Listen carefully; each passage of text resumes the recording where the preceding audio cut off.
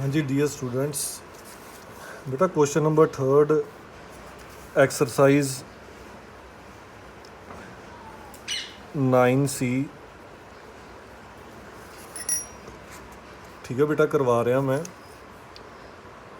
ਉਹਦੇ ਵਿੱਚ देखो बेटा, उन्हें आख्या कि मिडल टर्म फाइंड करनी है इस एक्सपेंशन की। तो उन्हें आख्या कुछ प्रूफ करके दिखाओ, है ना। मैं तुहानू पिक सेंड की है, तुसीं ਉਹਦੇ ਵਿੱਚ देख सकते जे। ਉਹਦੇ ਵਿੱਚ बेटा क्वेश्चन नंबर 3 ਦੇ ਵਿੱਚ ਉਹਨੇ ना प्रूफ करने ਲਈ ਕਿਹਾ ਆ ਵੀ ਇਸ ਐਕਸਪੈਂਸ਼ਨ ਦੀ मिडल टर्म ਜਿਹੜੀ ਆ ਉਹ ਕੀ ਹੋਣੀ ਚਾਹੀਦੀ ਆ। Is 19 17 13 multiply 11 multiply 3 raise to power 10 and 2 raise to power 12 19 17 13 11। हाँ जी बेटा, ये प्रूफ करने ਲਈ ਕਿਹਾ ਆ। ਹੁਣ ਮੈਂ ਤੁਹਾਨੂੰ ਕੱਲ੍ਹ ਦੱਸਿਆ ਸੀਗਾ ਵੀ 20 ਡਿਗਰੀ ਹੈਗੀ, 20 ਇਹਦੀਆਂ ਨੰਬਰ ਆਫ ਟਰਮਸ ਕਿੰਨੀਆਂ ਹੋਣਗੀਆਂ 21। ਟੋਟਲ ਨੰਬਰ ਆਫ ਟਰਮਸ ਕਿੰਨੀਆਂ ਹੋਣਗੀਆਂ ਇਹਦੀਆਂ 21। ਇਹਦੀ ਮਿਡਲ ਟਰਮ ਬੇਟਾ ਕਿਹੜੀ ਹੋਏਗੀ T 20/2 + 1। ਸੌਖਾ ਤਰੀਕਾ ਵੀ ਤੁਹਾਨੂੰ ਮੈਂ ਦੱਸਿਆ ਸੀ ਕੱਲ੍ਹ ਵੀ ਲਿਖ ਲਵੋ। ਇਹਦੇ ਵਿੱਚ ਹੁਣ ਨੰਬਰ ਆਫ ਟਰਮਸ ਜ਼ਿਆਦਾ ਆ, ਠੀਕ ਆ ਬੇਟਾ, ਇਸ ਕਰਕੇ ਮੈਂ ਨਹੀਂ ਲਿਖਦਾ ਪਿਆ ਵੀ ਚਲੋ ਤੁਹਾਨੂੰ ਸਮਝ ਲੱਗ ਜਾਏਗਾ। ਠੀਕ ਆ ਬੇਟਾ, ਉਹ ਤੁਸੀਂ ਉਸ ਤਰ੍ਹਾਂ ਵੀ ਕਰ ਸਕਦੇ ਜੇ, ਕੋਈ ਗੱਲ ਨਹੀਂ। T ਆਹ ਕੱਟਿਆ ਗਿਆ 10 + 1 11। ਇਹਦੀ 11th ਟਰਮ ਜਿਹੜੀ ਹੋਏਗੀ ਨਾ ਇਸ ਐਕਸਪੈਂਸ਼ਨ ਦੀ, ਉਹ ਇਹਦੀ ਕੀ ਹੋਏਗੀ ਮਿਡਲ ਟਰਮ। ਹੁਣ 11 ਨੂੰ ਲਿਖਣ ਦਾ ਤਰੀਕਾ ਕੀ ਹੈ T 10 + 1 ਅੱਗੇ ਫਿਰ ਉਹੀ ਫਾਰਮੂਲਾ 20 ਜੋ ਇਹਦੀ ਡਿਗਰੀ ਆ C R ਕਿੰਨਾ ਆ ਗਿਆ 10। ਅੱਗੇ ਕੀ ਆਏਗਾ ਬੇਟਾ 2x 20 - 10। ਅੱਗੇ ਕੀ ਆਏਗਾ ਬੇਟਾ 3/x रेज टू पावर 10। ਇਹਨੂੰ ਕਿਵੇਂ ਲਿਖਾਂਗੇ ਬੇਟਾ 20 19 18 17 16 15 14 13 12 and 11। 1 2 3 4 5 6 7 8 9 10 over 1 2 3 4 5 6 7 8 9 and 10 multiply 2 raise to power 10 2 raise to power 10 x की पावर कितनी आ जाएगी बेटा 10 मल्टीप्लाई 3 की पावर 10 ओवर एक्स की पावर भी 10 आ जाएगा। देखो एक्स की पावर 10 जोड़ा है, एक्स की पावर 10 आएगा, एक्स की पावर 10 एक्स की पावर 10 तो इत्थे कैंसल हो गया। 2 की पावर 12 चाहिए, 3 की पावर कितनी चाहिए सी सानू 10। देखो 3 की पावर 10 तो साढ़े कोल आ भी गई। ठीक है बेटा, एक्स की पावर 10 जोड़ा वो कैंसल हो गया। फॉर्मूला बेटा उही जरनल फार्मूला मैं अप्लाई किया। मैं तुहानू हुण बार बार नहीं ये दसना, मैं एक बारी दस चुका वा भी ये किवें करने। हुण इहदी कैंसलेशन कर लो बस, आ टर्म्स तुहाडियां बच जाणियां। 3 की पावर 10 तुहाडा पहलां ही बच गया। 2 की पावर 12 चाहिए, मतलब 2 2 सानू इत्थों बच जाने। वेखो आ 0 कैंसल हो गया। ठीक है बेटा, आ 2 ते आ base same powers are added. वेखो एक तुहाडा होर बन गया, एक होर 2 बनाउणा है हुण। ते 2 बनाउण वास्ते आ देखो आ ते आ 10 ते 16 कैंसल हो गए, 2 आ गया। एक आ हो गया 2, एक आ हो गया तो 10 आ 10 ते 1 11 ते 1 12। देखो 2 ते 12 बन गए तुहाडे, ते 3 की पावर 10 तो तुहाडा पहलां ही बनया है।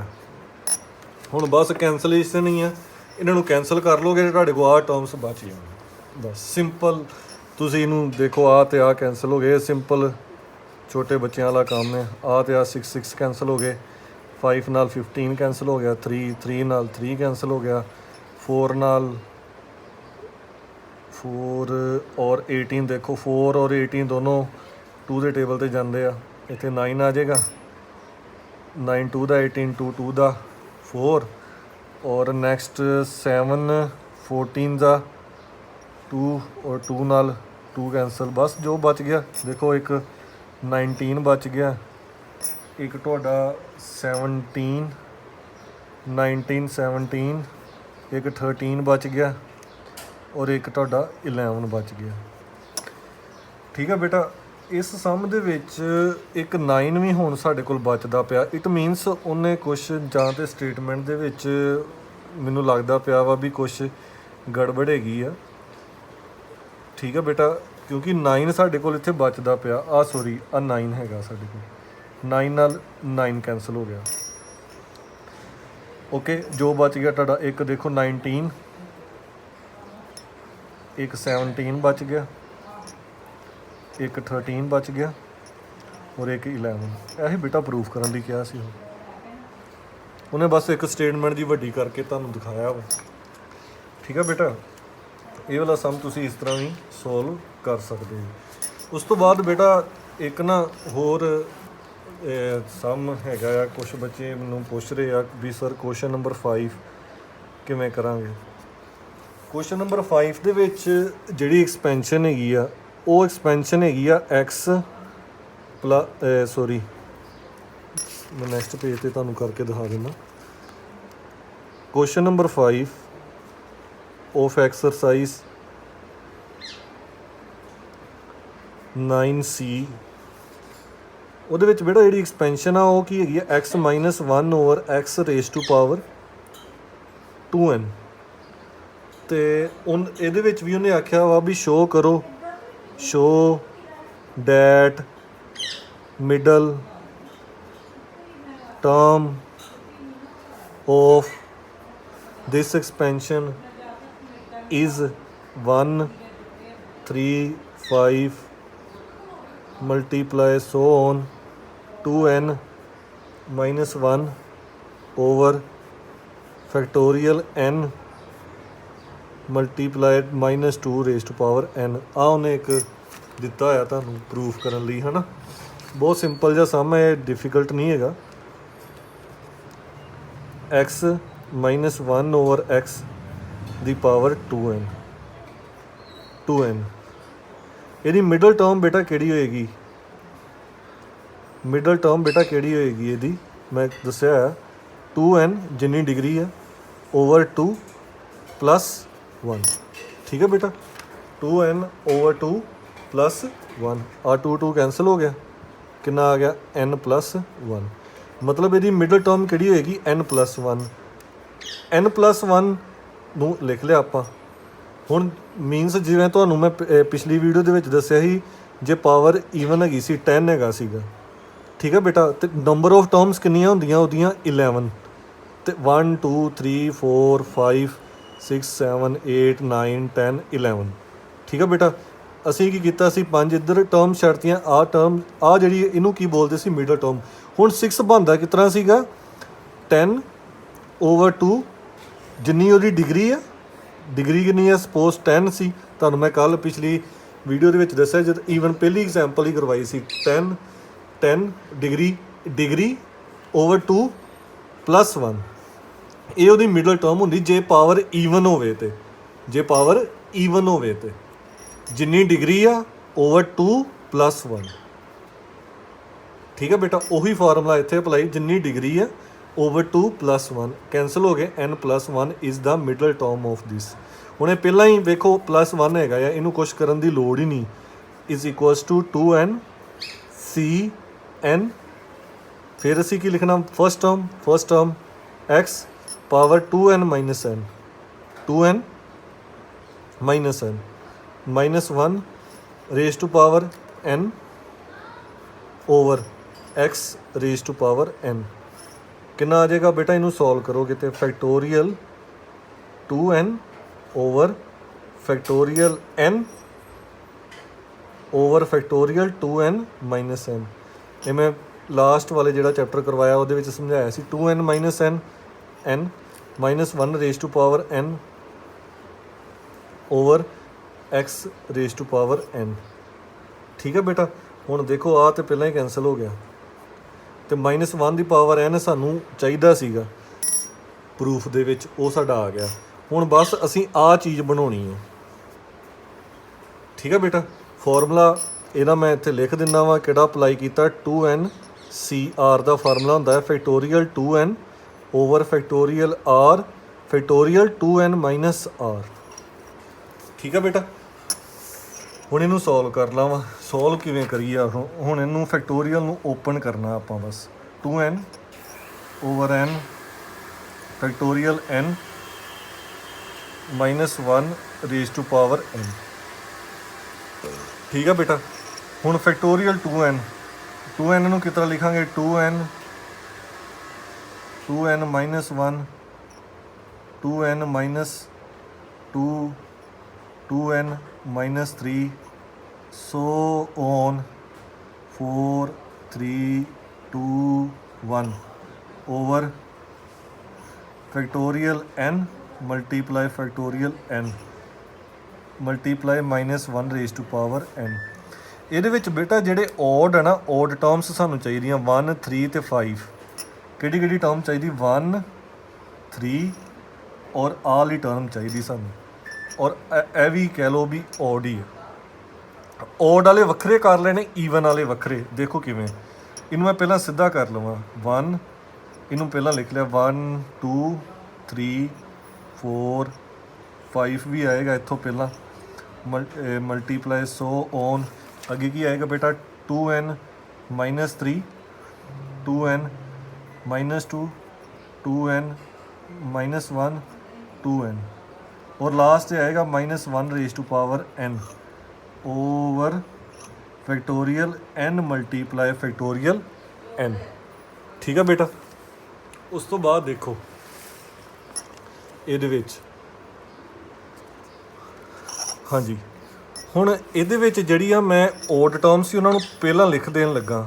ਜਿਹੜੀਆਂ ਓਡ ਟਰਮ ਸੀਗੀਆਂ ਉਹਨਾਂ ਨੂੰ ਪਹਿਲਾਂ ਲਿਖਣ ਲੱਗਾ ਜਿਵੇਂ। ਠੀਕ ਹੈ ਬੇਟਾ, ਓਡ ਟਰਮਸ ਕਿਹੜੀਆਂ? 1 3 5 ਆਹ ਵਾਲੀ ਔਰ ਇਹ ਵਾਲੀ, ਇਹਨਾਂ ਨੂੰ ਪਹਿਲਾਂ ਲਿਖ ਲੈਣਾ। 1 3 5 so on 2n minus 3 and 2n minus 1। ਠੀਕ ਹੈ, ਹੁਣ ਨਾਲ ਹੀ ਹੁਣ ਉਹ ਈਵਨ ਵਾਲੀਆਂ ਲਿਖਣੀਆਂ ਪੈਣੀਆਂ 2 4 6 ਸੋ ਔਨ 2n ਮਾਈਨਸ 2 ਤੇ ਨਾਲ ਕੀ ਆ ਜਾਏਗਾ 2n minus 1 raise to power n over factorial n multiply factorial n। ਠੀਕ ਹੈ ਬੇਟਾ, ਹੁਣ ਇਹ ਤਾਂ ਸਾਨੂੰ ਪ੍ਰੂਫ ਦੇ ਵਿੱਚ ਚਾਹੀਦਾ, ਇਹਨੂੰ ਅਸੀਂ ਕੁਛ ਨਹੀਂ ਕਰਨਾ। ਠੀਕ ਹੈ ਬੇਟਾ, ਇਹ ਤੇ ਚਾਹੀਦਾ ਆ ਸਾਨੂੰ ਪ੍ਰੂਫ ਕਰਨ ਦੇ ਵਿੱਚ, ਇਹਨਾਂ ਨੂੰ ਅਸੀਂ ਕੁਛ ਕਰਨਾ ਵਾ। ਤੇ ਆਹ ਫੈਕਟੋਰੀਅਲ n ਨਹੀਂ ਚਾਹੀਦਾ ਸਾਨੂੰ। ਦੇਖੋ ਇਹ ਵੀ 2 ਦੇ ਟੇਬਲ 'ਤੇ ਜਾਂਦਾ, ਇਹ ਵੀ 2 ਦੇ ਟੇਬਲ 'ਤੇ ਜਾਂਦਾ, ਇਹ ਵੀ 2 ਦੇ ਟੇਬਲ 'ਤੇ ਜਾਂਦਾ, ਔਰ ਇਹ ਵੀ ਦੋਨੋਂ ਇਹ 'ਚੋਂ 2 ਕਾਮਨ ਨਿਕਲ ਜਾਏਗਾ, ਔਰ ਇਹਨਾਂ 'ਚੋਂ ਵੀ 2 ਕਾਮਨ ਨਿਕਲ ਜਾਏਗਾ।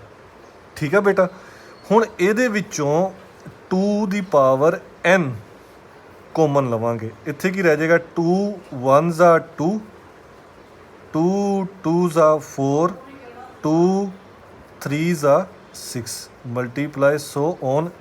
ਇਹਨਾਂ 'ਚੋਂ 2 ਕਾਮਨ ਨਿਕਲ ਗਿਆ ਹੋਣਾ ਬਾਹਰ ਆਹ ਵਾਲਾ, ਤੇ ਇੱਥੇ ਕੀ ਰਹਿ ਜਾਏਗਾ? n minus 1। ਇਹ 'ਚੋਂ ਵੀ ਆਹ 2 ਬਾਹਰ ਕਾਮਨ ਆ ਗਿਆ, ਇੱਥੇ ਕੀ ਰਹਿ ਗਿਆ? n ਨਾਲ ਕੀ ਆ ਜਾਏਗਾ? Minus 1 raise to power n over factorial n multiply factorial n। ਔਰ ਬੇਟਾ ਇਹ ਚੀਜ਼ ਫੈਕਟੋਰੀਅਲ n ਹੀ ਹੁੰਦੀ ਆ, ਕੈਂਸਲ ਹੋ ਗਿਆ, ਤੇ ਇਹ ਤੁਹਾਡਾ ਪ੍ਰੂਫ ਹੋ ਗਿਆ। ਹੈਂਸ ਪ੍ਰੂਵਡ ਦਾ ਰਿਜ਼ਲਟ। ਠੀਕ ਹੈ ਬੇਟਾ, ਹੁਣ ਇਹਦੇ ਵਿੱਚ ਫੈਕਟੋਰੀਅਲ n ਨੂੰ ਅਸੀਂ ਯੂਜ਼ ਕੀਤਾ। ਫੈਕਟੋਰੀਅਲ n ਹੁੰਦਾ ਬੇਟਾ n minus 1 n minus 2 so on 3 2 1। ਔਰ ਦੂਸਰੀ ਗੱਲ, ਹੁਣ ਜਿਸ ਤਰ੍ਹਾਂ ਆ ਹੈਗਾ 2 ਮਲਟੀਪਲਾਈ 4 ਮਲਟੀਪਲਾਈ 6 ਮਲਟੀਪਲਾਈ 2 4 6 8 ਹੈਗਾ, ਲੈਟ ਅਸ ਸਪੋਜ਼। ਹੁਣ ਜਦੋਂ ਬੇਟਾ ਇਹ 'ਚੋਂ 2 ਕਾਮਨ ਕੱਢਾਂਗੇ ਨਾ ਆਪਾਂ, ਜਦੋਂ ਇਹਦੇ ਵਿੱਚੋਂ 2 ਕਾਮਨ ਕੱਢਾਂਗੇ, ਯਾਦ ਰੱਖਣਾ ਵਾ ਜਿੰਨੀਆਂ ਟਰਮਸ ਆ 1 2 3 4 2 ਦੀ ਪਾਵਰ 4 ਲਿਖਾਂਗੇ ਬਾਹਰ। ਪਾਵਰ ਜ਼ਰੂਰ ਲਿਖਣੀ ਆ ਮਲਟੀਪਲਾਈ ਦੇ ਵਿੱਚ ਬੇਟਾ। ਜੇ ਤੇ ਪਲੱਸ ਹੋਵੇ, ਜੇ ਪਲੱਸ ਹੋਵੇ ਫਿਰ ਅਸੀਂ ਸਿੰਪਲ ਲਿਖ ਦਿੰਨੇ 2,